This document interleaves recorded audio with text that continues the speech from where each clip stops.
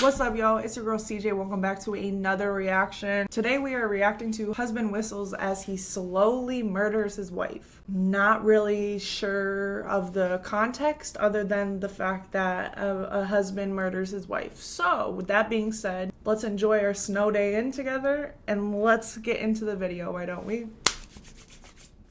She kind of just like laid down and said that she felt dizzy and she wasn't feeling well. It was absolutely sickening. But I am angry. You just brought me home. What kind of a sick person does that? It just is psychotic. I think she's gonna die. There's some drugs that wouldn't show up on that drug panel. And so potassium cyanide is not something that we use in dentistry. I don't even know how to acquire potassium cyanide. It just is a whole another layer of just wicked. A Colorado mother begins experiencing sudden and devastating symptoms after a morning workout. Her family watches helplessly as her illness progresses over the coming days, and suspicious eyes turn to one man, her husband, a beloved and ambitious local dentist. But as she fights for her life, the investigation into what happened will take a shocking turn that no one saw coming. Our point is not to put you away, it's to put the person away that caused this to your wife. And that's where we're at. That person is my wife. The following report is based on official police records, and most of the footage has never been seen before until now. It's Monday, March 6, 2023. Home surveillance cameras are recording as 45-year-old Dr. Jim Craig exchanges pleasantries with his wife Angela before heading to work. What was that? How was you just nothing, right? Well, see you, babe. Goes on forever. Love you. Have a great day. I'm actually thirsty.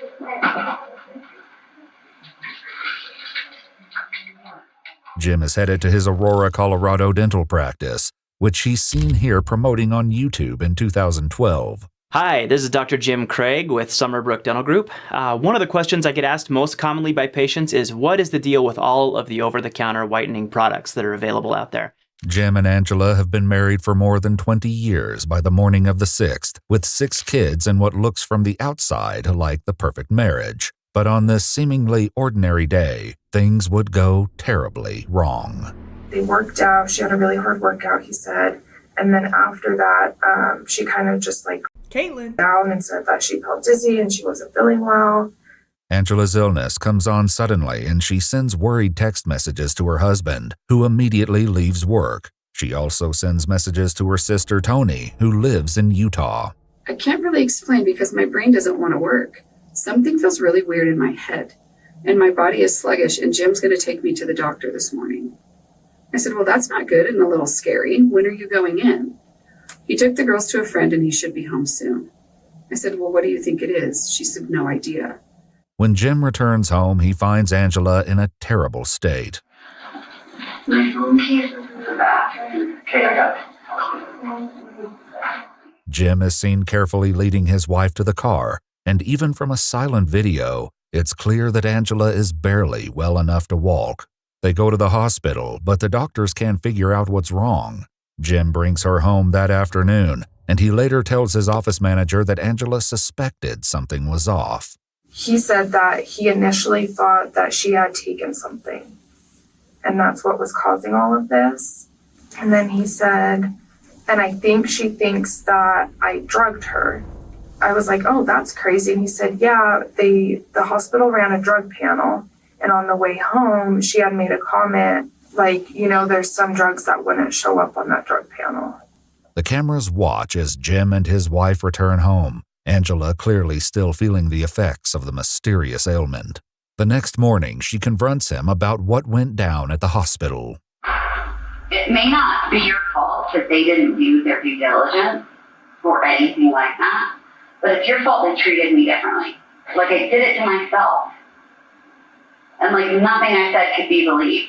Because I didn't say to her, I'm afraid she did this to herself. I just said, are you going to do a drug panel? You think that's not enough?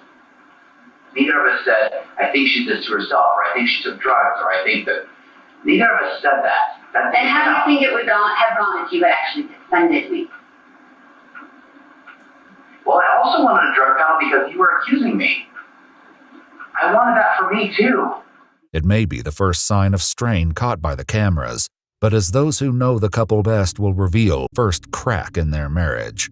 6 years ago, their relationship nearly collapsed. He came home and announced that he'd been having an affair and he was leaving her. And she was distraught, of course, because she'd been trying to hold their family together for all these years.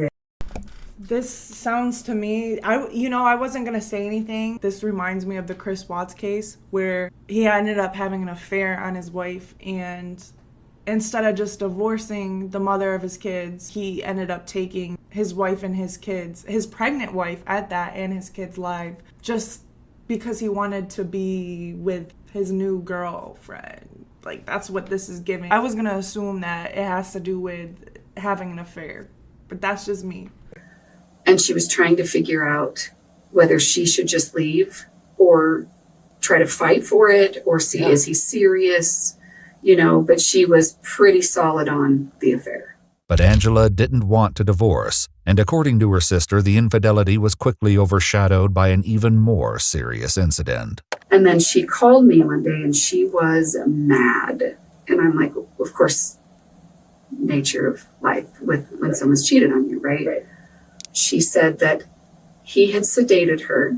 According to Tony, Jim drugged Angela without her knowledge so that he would have enough time to carry out his final plan, injecting himself with something that would end not only his marriage, but his life. He never went through with it, but the emotional wounds from that day had not healed by the morning of March 7th, 2023. Well, I also wanted a drug penalty because you were accusing me. When texting her husband the day she suddenly fell ill, Angela wrote, "I feel drugged." Jim replied, "Given our history, I know that must be triggering. Just for the record, I didn't drug you." But I am angry. I'm angry at you and angry at him, and I'm absolutely filing a complaint about it. They didn't do anything except send me home and recommend I see my PCP. And you didn't do anything. You just brought me home. You didn't even try to call my PCP or try to call anybody or try to do anything. You just brought me home. Angela's suspicions may not only stem from the drugging 6 years ago, but from something that happened much more recently. So when she texted me, she started it with, "I'm not really ready to talk yet. That's right. Yeah. But I'm leaving Jim. He's left," how did she put it? "He's made it impossible for me to stay." Only 4 months before falling ill, Angela discovered that Jim had created a profile on a matchmaking site called Seeking.com. Before long, he'd found a woman to spend time with. James and I had a relationship for, honestly, I think it might have been like 3 weeks, maybe a month. I don't understand why people do this shit. Like, does it turn them on, being sneaky, going behind their partner's back, and the thrill of getting caught or almost getting caught? Just if you're not happy, separate. Okay. And it was like November and December, ended in December. This is embarrassing to admit, met him on a sugar daddy site. Okay. Did he take you on any vacations or anything? He did. That was December. We went up to Bozeman, and then his wife found out, and immediately the next day we came back to Denver. Okay. So she found out while you guys were in Bozeman. Correct. Is what he told you. Okay. We didn't even spend 24 hours in Bozeman. Oh, God. Okay. Yeah. Jim managed to smooth things over with Angela, promising that he was merely stringing women along with attention and money, but with no intention of actually cheating. But even on March 1st, after Jim returned from a speaking engagement in Las Vegas, texts show that the mistrust remained. "Is there anything else you're not telling me?" Angela asked. Jim replied, "No, there really isn't anything else to disclose. I really was in Las Vegas by myself, and I don't want to sleep with anyone else but you." By March 8th, 2 days after Angela's trip to the hospital, things have settled a bit, or at least it would seem.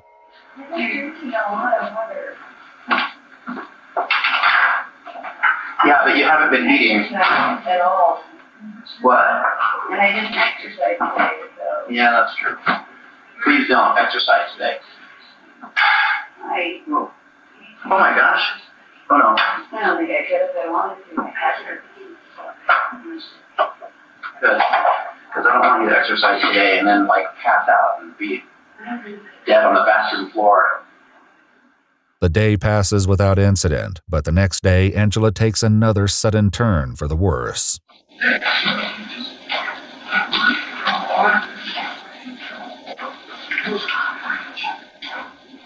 Hey, Mom just threw up and she has to call you. And how long I think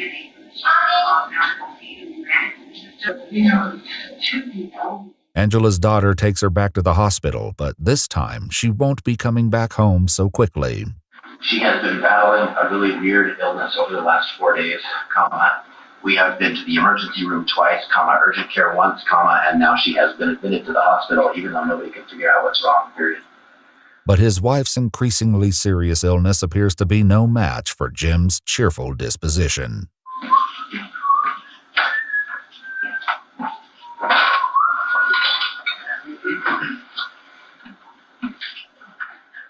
This energy would extend to his interactions with Angela's family and friends over the next 5 days as he updated them about her condition. In one text, he says of the medical mystery, "If it wasn't my wife, this would be kind of a fun puzzle to try to work out." It's funny because 90% of the time she seems like she's doing pretty well, and then all of a sudden she'll have a crash or something. It's hard to predict when that'll happen. Do you understand what I'm saying? I do. It's just back and forth, and then it's like, yeah, but most of the time, 90% and then she'll crash and die. But it's hard to predict when that's going to happen. We don't know. Gosh, isn't this funny? This is like a conundrum, isn't it? Crazy. But look at this funny joke. The sickness wasn't getting better, and the doctors did every MRI, CT scan, test, labs, everything. No one could figure out what the heck was going on. Sunday, I had texted him, just checking in. How's everything going? Going okay. She had a huge crash last night, and the doctors had a hard time reviving her again, but today is a lot better. I'm hoping they will let her come home tomorrow. Her brother is driving in town, so he and my sister-in-law can help out with my kids, and I should be able to work. If my wife was going through what she was going through, the last thing on my mind would have been my patients, would have been, hopefully I'll be at work next week. None of that stuff, right? My full attention would have been with my wife. Right. Did that strike you as odd? It did, yeah. And what was weird to me too is one day last week, and I don't remember what day it was, but I was talking to him on the phone, and he had made a comment, "I don't think she's going to make it through the night." On Sunday, March 11th, 2 days into Angela's hospital stay, Jim calls her sister, Tony. And he just says, and I'm telling you right now, Tony, if she dies from this, I'm not allowing him to do an autopsy. Okay, so this is where it came in. And I said, whoa. This is where she is not dying, number one. And number two, why not? Mm-hmm. And he's like, well, they don't know what they're doing. And they've already done enough to her. I'm not letting them cut on her. But despite Jim's pessimism, Angela slowly improves. And by Tuesday, March 14th, the hospital sends her home once again. That night, Jim texts her sister to provide a grim update. Tony, I'm not going to lie. I don't want to tell the whole family this, but she doesn't look good. It's not as bad as when I came home on Monday and saw her, but she's in really bad shape. This time around, Angela's brother Mark and his wife are in town to watch over her while Jim goes to work on Wednesday morning, March 15th. She wanted to try to come outside and eat, and Jim had pressed make sure she takes her meds that morning. Make sure she takes her meds. And she went back into her room, and 30 minutes later, Mark went in, and she did not look good. And she was not doing well.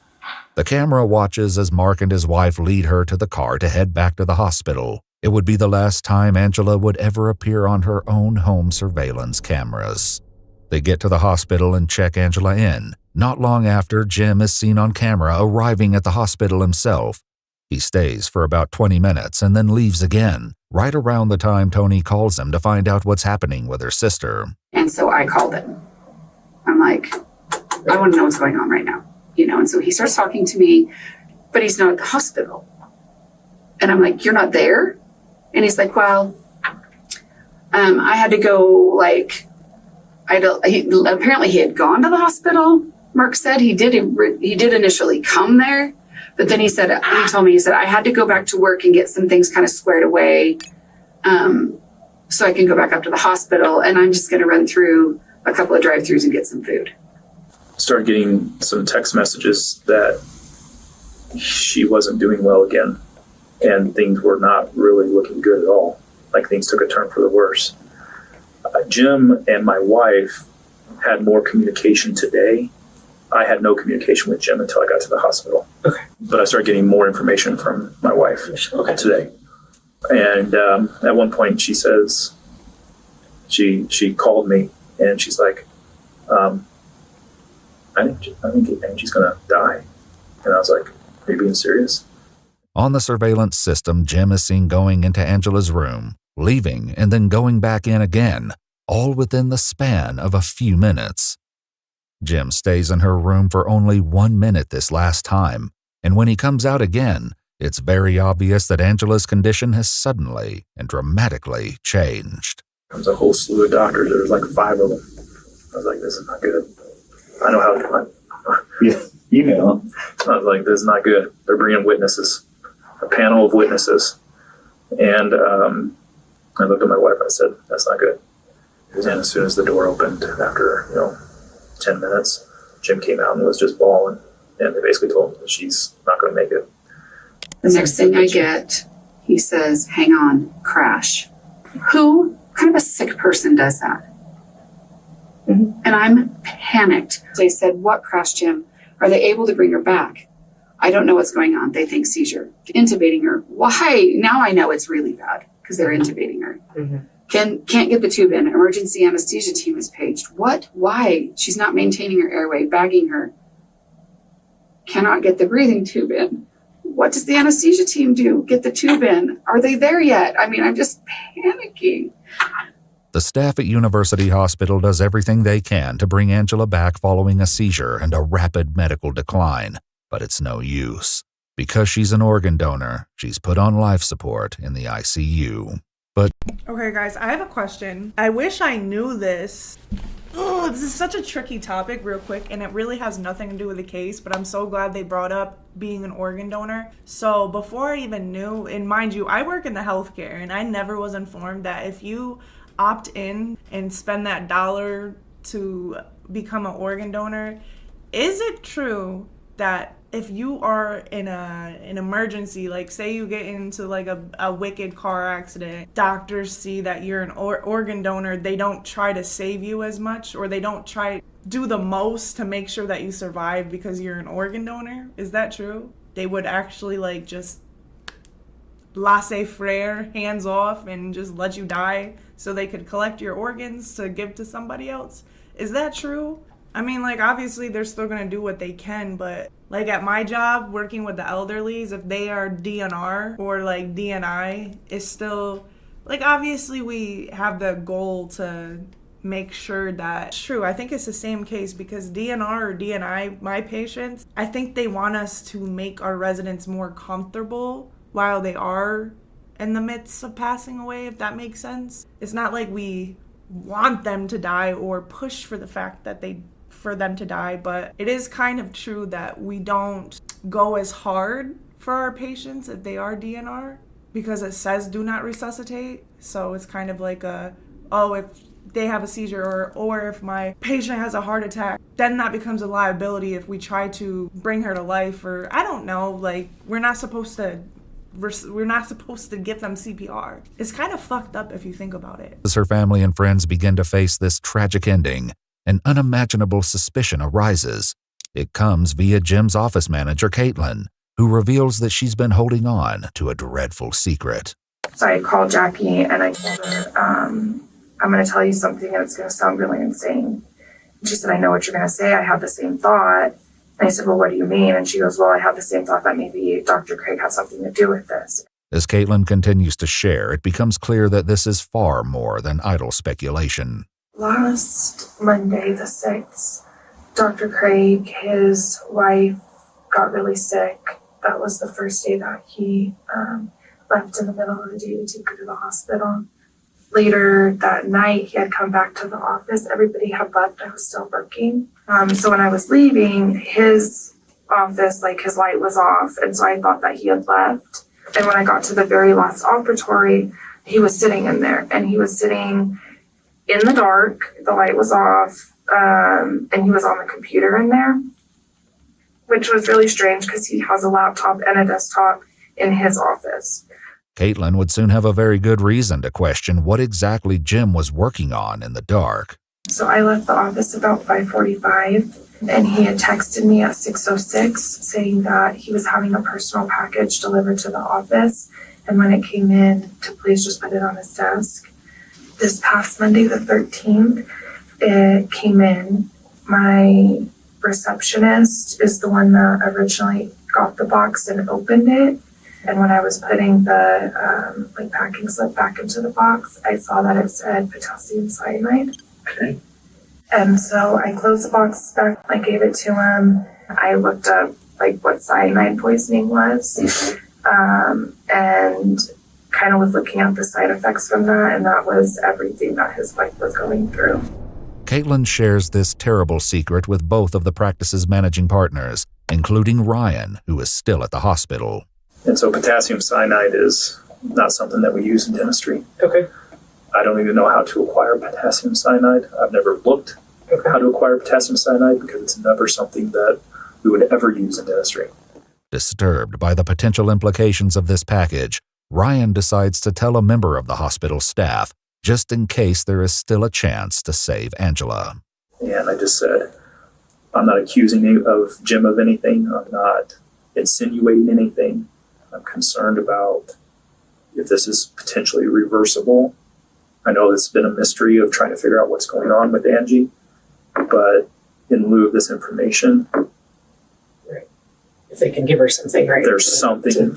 I mean, I've never Googled cyanide poisoning. I don't know anything about.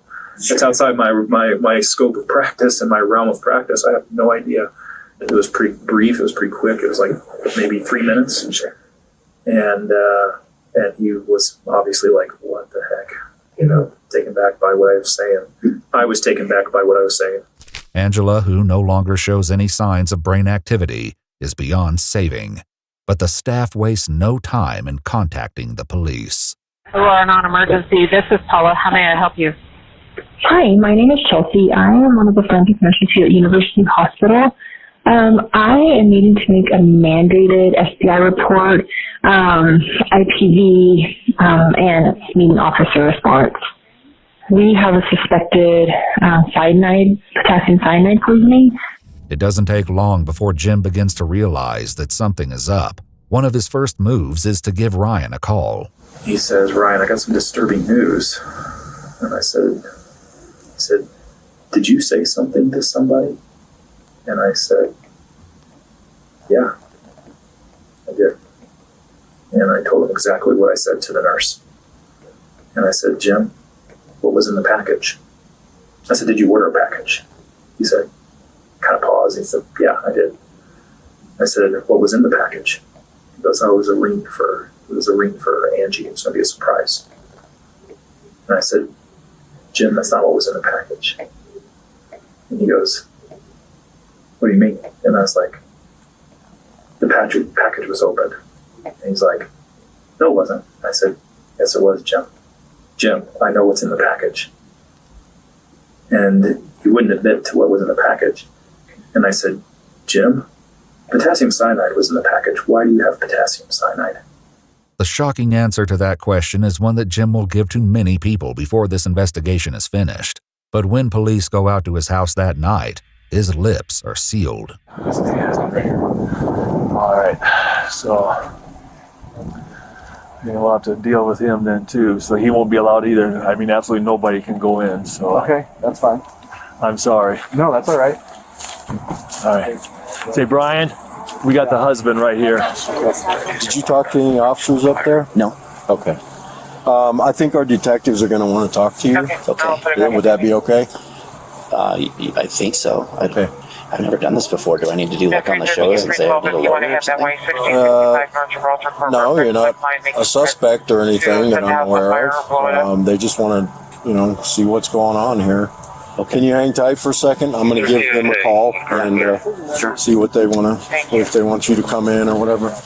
A few minutes later, the officer returns. I want to know if you'll just meet him down at the station there. I will, and I think I have to do that. Well, I think I have the information that they're looking for, but I'm scared to death to share it without an attorney. So I'll go down there, but I don't want to talk tonight without an attorney. Okay. But I have the information they're Well, looking for. I mean, it's and I'm not dangerous, and I'm not a flight. It's completely voluntary. You don't have to. I mean, we're not forcing you to go. Okay. But I do want to talk to him. Okay. I just want to do it with an attorney. Jim isn't talking, but the police tell him and his family that they'll have to stay somewhere else for the time being. Yeah, I mean, you're free to go. You're not under arrest or anything like that. So they'll be in touch with you. Okay. When I pulled up, I thought there was a vigil going on. I didn't know. PD2. This isn't quite as welcoming, but I get it. The next day, the cops search Summerbrook Dental, and 2 detectives assigned to the case head out to see Jim. I'm Detective Olson. This is Detective Graw. Okay. I guess we're coming to, talk to you or kind of see if you want to talk to us. Okay. Is that something you're interested in? No. Okay. And that's fine. So we have a search warrant for this house, but basically for your cell phone, Angela's cell phone, your wallet, and or your laptop. Okay. The detectives ask Jim to come out to his truck so they can photograph the contents of his wallet. So, am I a suspect in something right now then? So here's where we're at. There are questions. Yeah. And I have based answers. on what we've heard. Yeah. I know what they are, and I have the answers. Okay, well, until they're answered, it's hard to say yes or no to what you just asked me. Am I a suspect or not? Well, I guess it kind of depends. It kind of depends how this shakes out. We're hoping this takes that turn and it's not as big a deal as it sounds, but we're going to still treat it like it could be criminal until we find out otherwise. But your attorney's going to tell you I just not to talk to us without them there. I know. So, no, I guess what I mean is there's going to be a funeral coming up. I just don't want to be like handcuffed in front of my kids while I'm making funeral preps and taking off the tail. And that's why we tried to call Jennifer today, and that's why I knocked on the door lightly, and we didn't come like we're in our jackets for the decency of. The audacity of saying, I don't want to get handcuffed in front of my kids. You murdered their mom. All 6 of them kids watched their mom die, and you're to blame for it. Thank you so much. Family. Later that day, Tony, who has arrived in town with several of Angela's other siblings, has 2 interactions with Jim that strike her as off-key. And he comes over and he goes, I have a funny story. I think you guys will appreciate it. He's like, yeah, we were in the car and said, now that mom's gone, can we watch Sharknado? I looked at him. God, are you kidding me? But I thought, what is that? So now that mom's gone, everyone can do everything bad. Then he goes, yeah, I just did all of her laundry and we're very picky laundry people.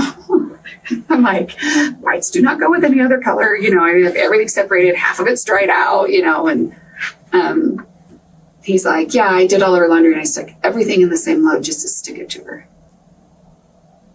Out loud, no lie. 2 days later, on March 18th, Angela is taken off life support and passes away. That night, Detective Olson asks Jim to meet them so they can give him his phone back. But as Jim soon finds out, that's only a pretense. Yeah, and those comments, at the time, are very striking. Some people do genuinely just have a dark sense of humor when it comes to grief. For example, it's funny, but it's not funny, but I also have very bad dark humor. It was a week after my father passed away. Me and my stepbrother, we went out to get food or something, the truck stop, where my dad used to go and stuff, and it was summertime. Sometimes I'll, take my shoes off if we're, eating at a restaurant, or and I had sandals on, so I just kind of placed my foot on top of my sandals, and then the seats were it was really small, so I stretched my one foot out, placed it on the other side of the chair was basically where my stepbrother was sitting. He was like, ew, can you put your nasty ass toes back to where they were?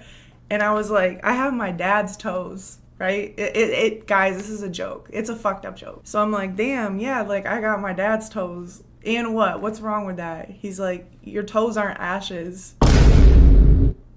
And I know that sounds confusing, but my father was cremated, so don't let that go over your head.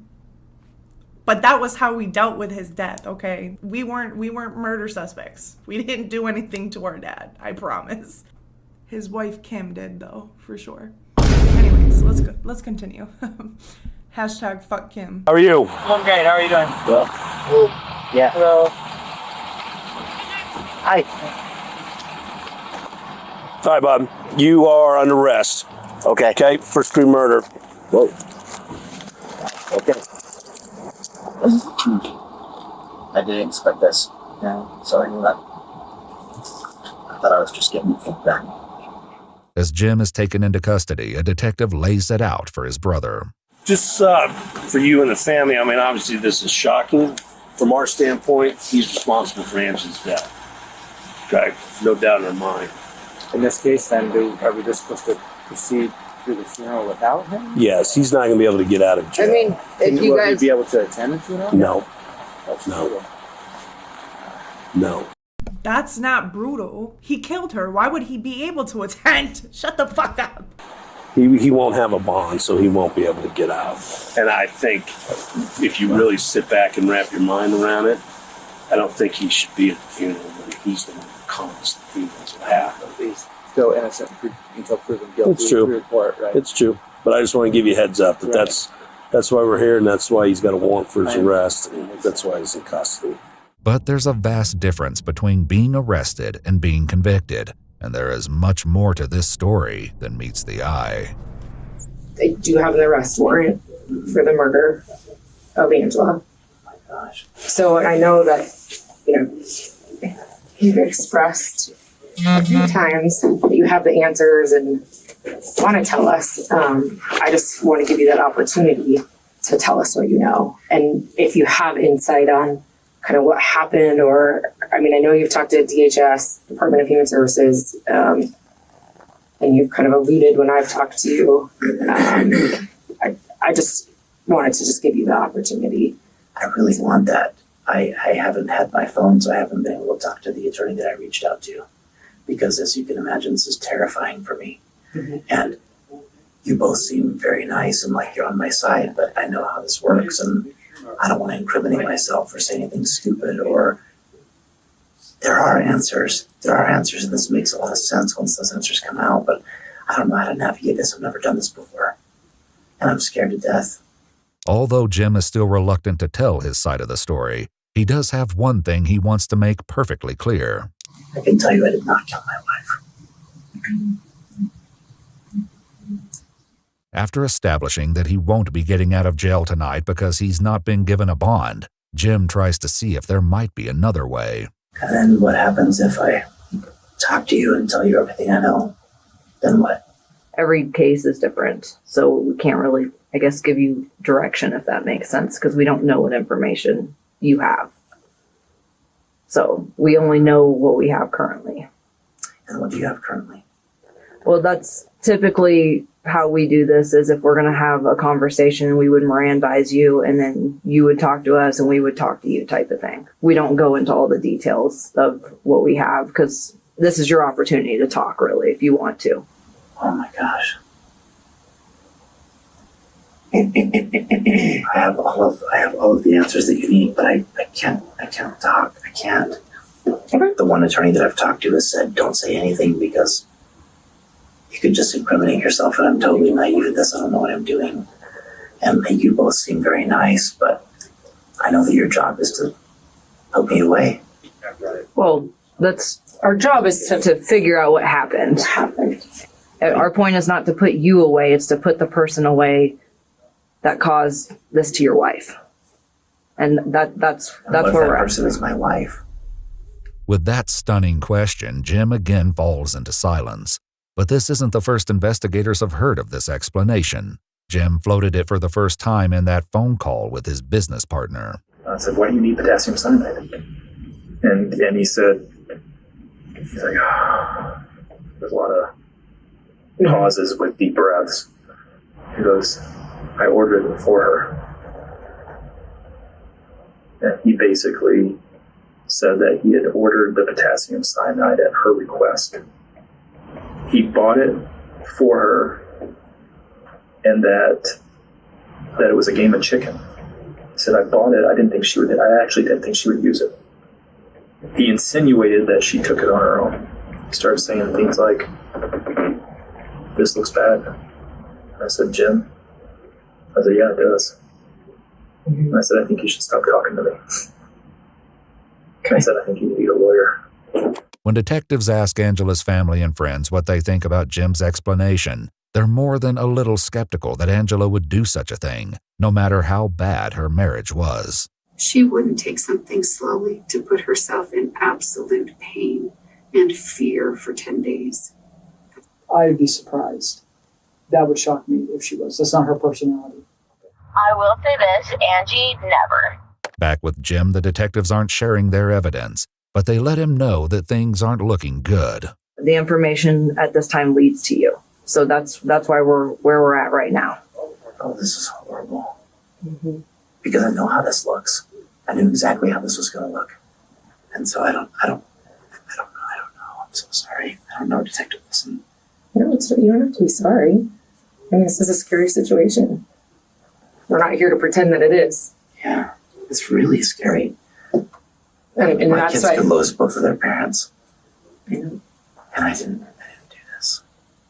And I don't know how to exonerate myself. I don't know what to do.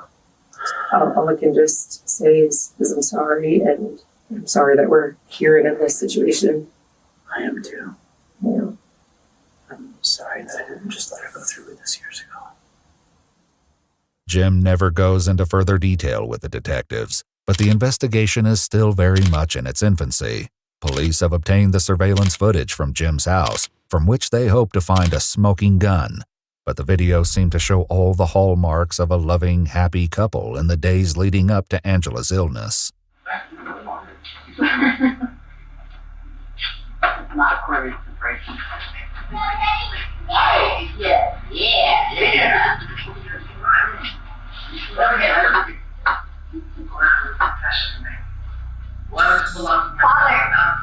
I accidentally hand washed your pants. Oh. Hey. Oh, I gotta get going. All right. No, you gotta go back to work. That was quick. Baby.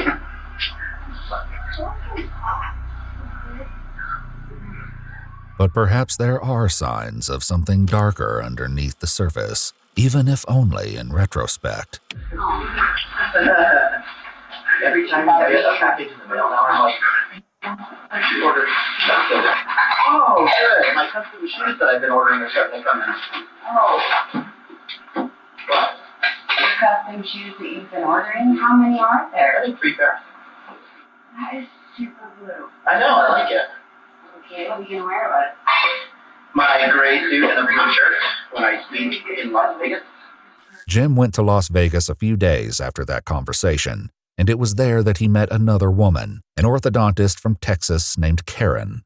Police want to speak with her next, and fortunately for them, she happens to be in town. Hi, Karen. Yes. I'm Sergeant Lawnecker with the Aurora Homicide Unit. We've taken Jim into custody for homicide, and I was wondering if you have a minute to speak with me. Can I, Yeah, get dressed, yep. So, I don't know, basically, obviously, I didn't find you by a miracle. We are aware of yours and... Sorry, re-say that. Sorry, my microphone was muted. Okay. Hi, people. Hope everyone was safe in the snowpocalypse. Dangerous out here in upstate New York. It's shit. It's snowing in Texas, too. Nobody's safe right now. Jim's relationship and basically your emails and stuff back and forth between each other. And he's been taken into custody for killing his wife. So I don't know, obviously we consider you to be a motive for him to do that. I don't know what kind of communications he's had with you about his wife and what's been going on with her. We have noticed that you seem to come to Denver when his wife was in the hospital. And I don't know if that's just what kind of timing is, that is, or what he's telling you, or how he, you guys are setting up when you're going to come out here. So I don't know if you can shed any light on any of that. A search of Jim's email account shows messages between the two of them, some of which show Karen's travel itinerary. One trip overlapping with Angela's first extended hospital stay, and a second trip overlapping with Angela's final crash and eventual death. But Karen says those dates are misleading. I had a ticket for the 8th that I changed to... You didn't come out here then? No. Okay. I had Southwest, so it was free to change. Okay. So I just changed the dates to the 16th. So this is the first time you've come out here? Mm-hmm. How did you meet him? At a meeting, dental meeting in Las Vegas. Though Karen acknowledges that she's out here to see Jim, she says that their relationship is not as far along as their messages might suggest. I mean, we shared a lot of, personal information kind of quickly, just like history and, I don't know, kind of, but we haven't been physically intimate or that kind of thing. So you have not been sexually intimate with him? Mm-hmm. What was the purpose of some of those text exchange or email exchanges then? Because they're very sexually explicit. What was the purpose of them? I mean, I guess I find it hard to believe that he would send something like that to you without having some kind of sexual relationship with you. I mean, there's been physical intimacy to some degree, but we haven't had intercourse. Okay. Karen says that Jim told her that he and Angela had filed for divorce in January, a month before they met in Las Vegas. He said, I'm going to sit down with her tonight. We're going to start to talk about just about the kids, about how things are going to look during mediation. Just divorce her. Like, why did you have to fucking kill her? That is the mother of all your fucking children. And things like that. And that she had said that she probably was going to move back to where her family is, and just they had been just kind of talking about what things were going to look like. He did tell me when they talked that night, I'm kind of worried that she might hurt herself. So we've had a history with that. Has he talked to you at all about buying cyanide? No. Any other poisons? Anything like that? The detective decides to set Karen straight on what Jim has been up to. He's never told her he wants a divorce. He's never told her there's no talk of him moving out with the kids. She has no idea anything about a divorce. He's purchased poisons, and she's now dead because of poisons. So a lot of the things he's told you, assuming you've told me the truth, are all nonsense. Sorry to be the bearer of bad news, but I mean, the real victim here is his wife. Big time. Next morning. Yep. Yep. And fucking bitches like her are dumb as fuck. Just because a man tells you, oh, I'm gonna divorce my wife. No. It doesn't matter. Hoes sit there with their fucking tongue out and act like dogs. I know so many bitches that love dealing with married men, love dealing with men in relationships. Bitch, you was a trifling ass hoe. You in that man. Fuck out of here. Fuck you, Karen. Sorry. Karen talks to Detective Olson. She shares a conversation she had with Jim after Angela passed, in which he talked about all the things he would need to do to get his affairs in order. Life insurance was in that string of thought, and I was like, oh, is life insurance going to change if this is, self-inflicted? And he said, no, I got a policy that doesn't have that, and that has an exclusion for that due to our history. While Jim's explanation about the life insurance lines up with his story that Angela did this to herself, it also opens the door to another possible motive. And according to Ryan, Jim could use the money. It was in January where we decided as a company that we could not continue to pay his creditors from his first bankruptcy at the level that we were paying it, and he was going to have to take some more involvement in it. And he was going to take a pay cut a little bit. So I know that probably creates some financial pressure on him a little bit. So we've put in about $350,000 into saving his. According to Elizabeth, the woman Jim met on Seeking.com and took to Bozeman, Montana, this financial strain didn't stop Jim from spending his money. Did he give you, I'm guessing he paid for that trip, correct? Correct. Yep. And then did he give you any more funds other than just the trip? He did. Yeah. And how much was that? I want to say in total it was probably about $9,000. Okay. It was for the monthly allowance that we had talked about as part of a traditional sugar daddy, sugar baby relationship. According to prosecutors, Jim was the sole beneficiary on more than $4 million of life insurance policies in Angela's name. But Karen, who still believes that Angela may have caused her own tragedy, is concerned about their 6 kids.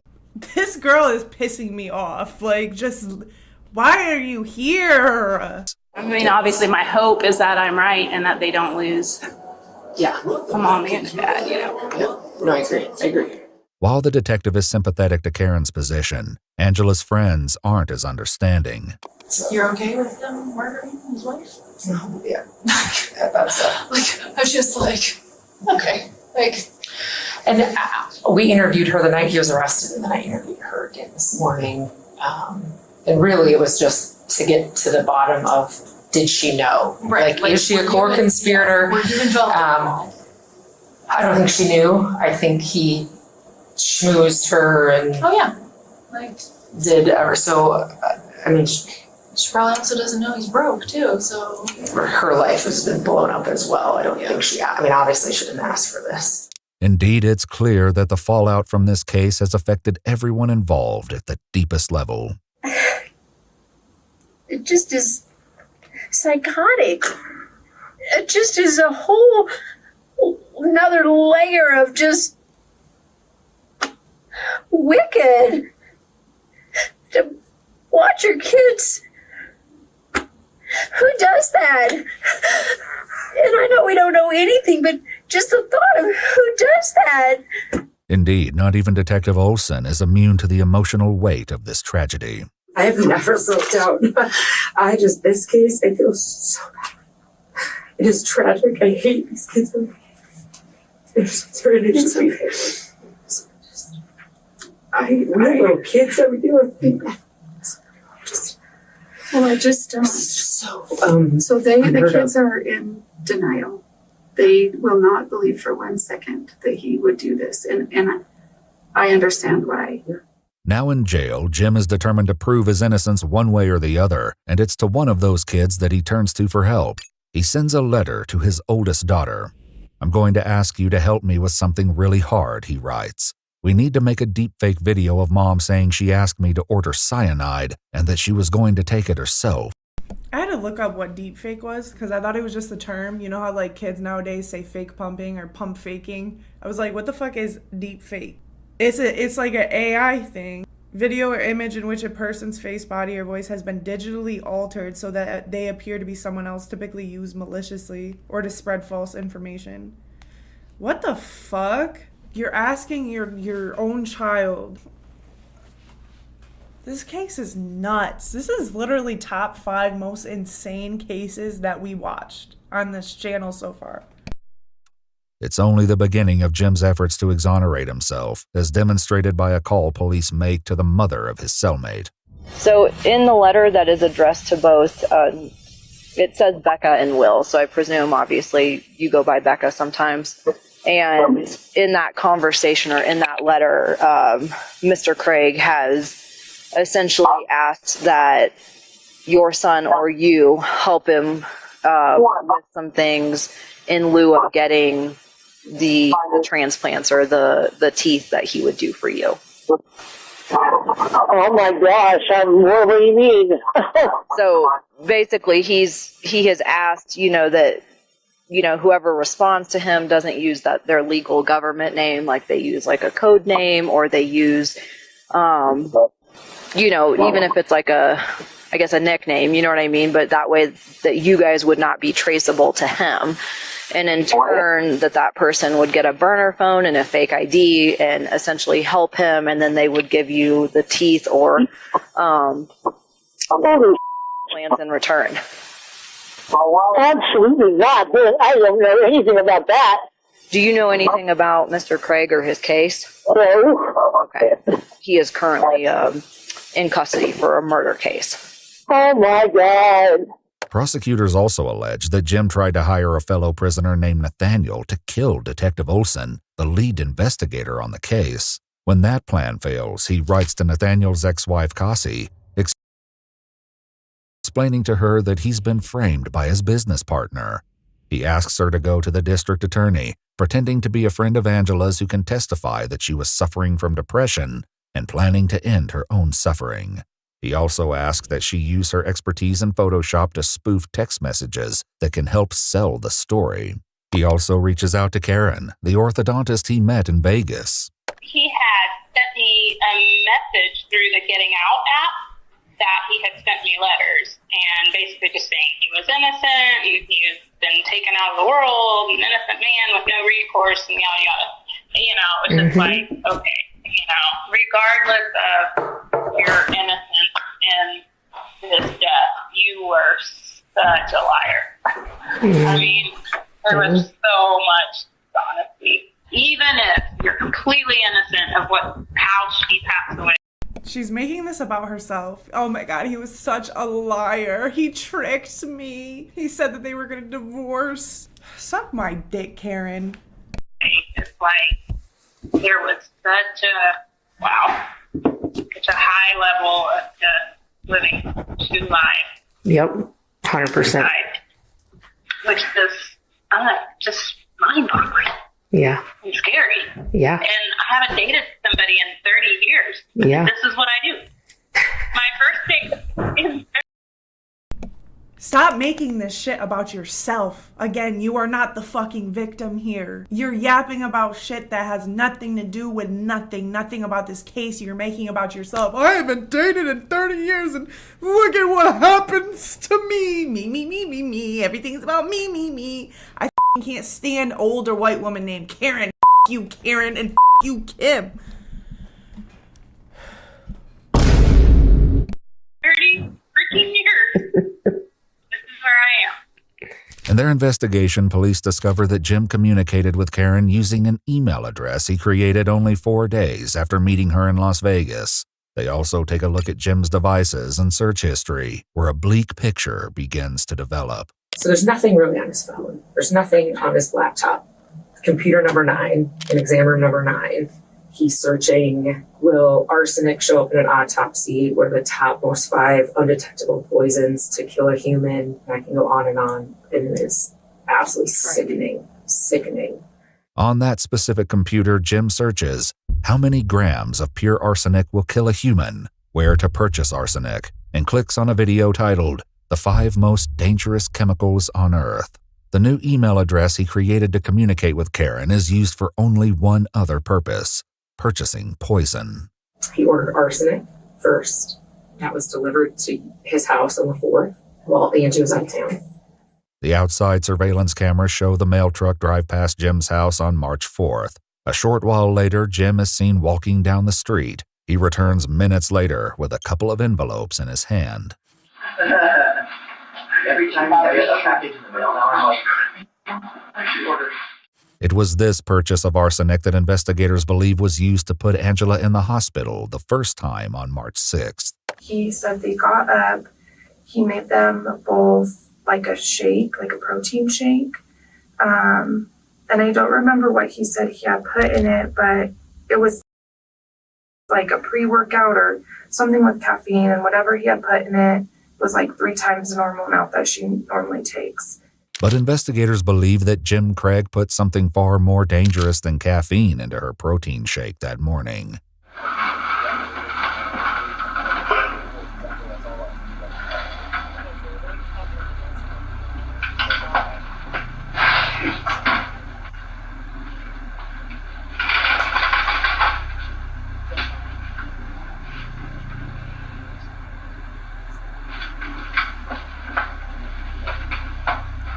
Before leaving for work that morning, Jim has a question. You're kind of pale. You feel okay? It's not. It's called the winter, Jim. Of course, Angela would be anything but fine that morning, or for the little time she had remaining in her life. But as investigators would see for themselves, that single dose of arsenic didn't get the job done.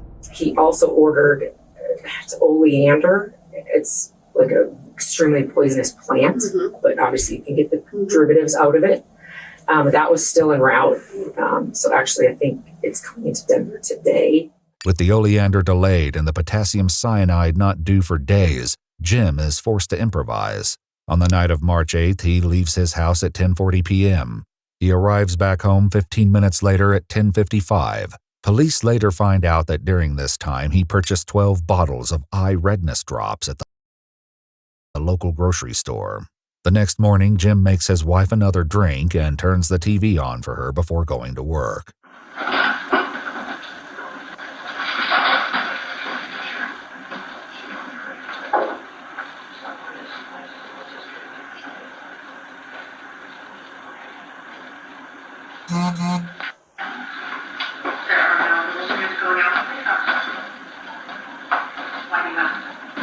I was just curious. Are we talking about That would be the day Angela would be taken to the hospital for the second time. They've been married. They were together for so long, went ups and downs, had 6 kids together. It's like this whole lie. In a way, it's kind of a, it's not, this sounds bad, but it's like bittersweet that she passed away, not 100% knowing who caused this, what happened, what, like, along the lines. I mean, yeah, she had her suspicions because, given reason, he's poisoned her in the past like a fucking weirdo.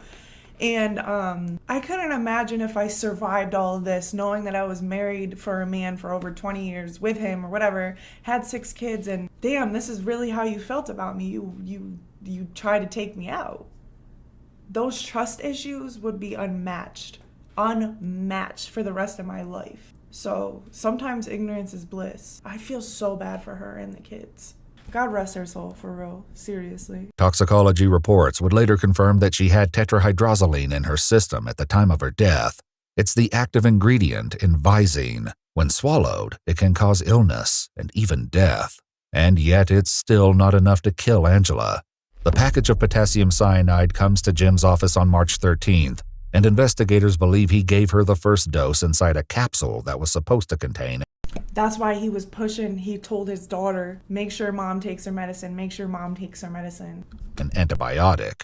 He wrote out this timeline in his phone, basically the hours after he's confronted by Ryan and Michelle.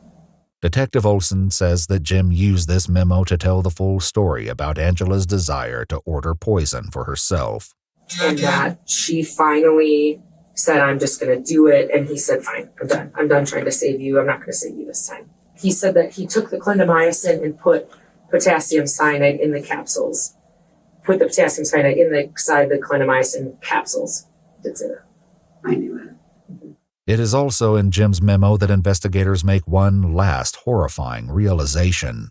Even after Angela was rushed to the hospital for a final time, Jim was apparently not done yet. He says he went to university, gave her a syringe, which is, no doubt in my mind, that's potassium cyanide, gave it to her. And then he left the room and said, like her arm hurts or something. And he came back and the syringe was empty and that she put it in her IV port at university. And that he took the syringe back and put it in his pocket. Hospital surveillance cameras show Jim emerging from a side room at approximately 1:53 p.m. before pulling something thin and cylindrical out of his pocket. Less than 30 minutes later, Jim comes out of Angela's room, speaks to the nurses, and the frantic but doomed effort to save Angela's life begins. So his final dose was actually at the hospital, I think. We were trying to figure that out. Jim goes. I knew it. I didn't want to say it because again, sometimes I do jump the gun and I'm completely wrong. I've seen it in multiple videos. I knew because he came out within minutes and then he was pacing in the hallway. Oh, brother. Goes to trial on charges of first-degree murder after deliberation, 2 counts of tampering with physical evidence, 2 counts of soliciting perjury, and a final count of soliciting first-degree murder. His defense, that he merely purchased arsenic, oleander, tetrahydrozoline, and potassium cyanide at the behest of his wife, is rejected by the jury, and he is found guilty on all counts. Good. I can't even say that he's narcissistic. All I can say is he's pure evil. He's pure evil. At Jim's sentencing hearing, Tony said to him, "Angela was a light you never deserved. You may have temporarily dimmed her light in this life, but it will continue to shine in those she loves, and that love her in return." In July 2025, Dr. Jim Craig is sentenced to life in prison without the possibility of parole. His wife, Angela Craig, was 43 years old. She was so young. Have anything else to add?